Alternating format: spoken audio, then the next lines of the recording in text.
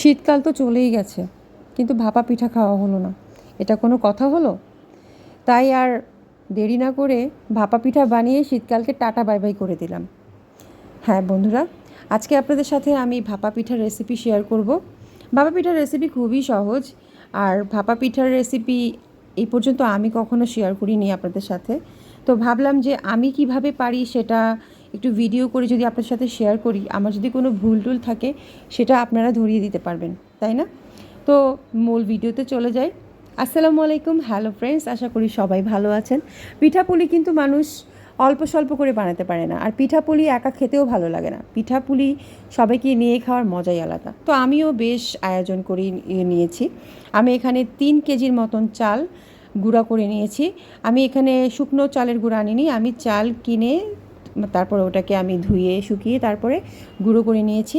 এখানে 3 কেজি চাল নিয়েছি। এটার মধ্যে আমি আন্দাজ মতন আমি 1 চা চামচ পরিমাণ লবণ দিয়েছি, এবং এখানে আমি 1 কেজি পরিমাণ লিকুইড দুধ দিয়েছি। এটা অপশনাল, আপনারা চাইলে দিতেও পারেন, নাও দিতে পারেন।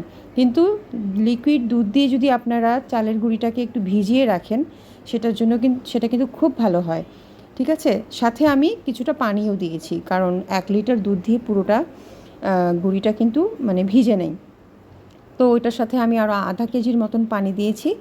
আধা লিটার পানি দিয়ে, টোটাল দুধ আর পানি দিয়ে আমি ভালো মতো গুঁড়িটাকে ভিজিয়ে রেখেছি। গুঁড়িটাকে আমি ভিজিয়ে রেখেছি প্রায় বলতে পারেন 3-4 ঘন্টা।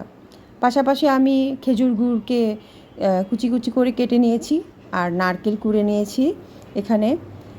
তো এই আর কি, খুবই সহজ রেসিপি। এটা দেখলে আপনারা বলবেন যে এটা তো খুবই সহজ, আসলেই সহজ। কিন্তু আমার এই রেসিপিটা করা হয়নি দেখে আমি ভাবলাম যে আমিও রেসিপিটা রেকর্ড করে রাখি। যাই হোক, তো একটা চালনাতে ভালো মতন চেলে নিয়েছি গুঁড়িটাকে। তারপরে এই তো গুড়, তারপরে নারকেল দিয়ে সাজিয়ে ভাপা পিঠার বাটি তৈরি। এখন এটাকে ভাপে দেয়া হবে, ব্যাস আর কি। ভাপা পিঠার তো সৌন্দর্যই এটাকে অনেকে একসাথে আবার সব গুড়ি, তারপরে দেখা যায় গুড়, তারপরে নারকেল সব একসাথে মিক্স করে তারপরেও করে, আবার আলাদা আলাদাভাবেও করে। আমার কাছে আলাদা আলাদাটাই ভালো লাগে। একসাথে করলে দেখা যায় যে কেমন জানি লাগে, খুব একটা ভালো লাগে না। তো এটা আমার প্রথম পিঠা ছিল, আলহামদুলিল্লাহ কোনো রকম ভাঙে টাঙে নেই, ভালোই ছিল। আমি খুব টেনশনে ছিলাম। তো এটা হলো সেকেন্ড পিঠা, একদম গুড় দিয়ে একদম ভরপুর। তো এইভাবে পরপর অনেকগুলো পিঠা বানিয়েছি, আলহামদুলিল্লাহ খুব সুন্দর হয়েছে ভাপা পিঠাগুলো। তো এই ছিল আমার রেসিপি। যদি ভালো লাগে অবশ্যই একটা লাইক দিলে খুবই খুশি হব। আল্লাহ হাফেজ।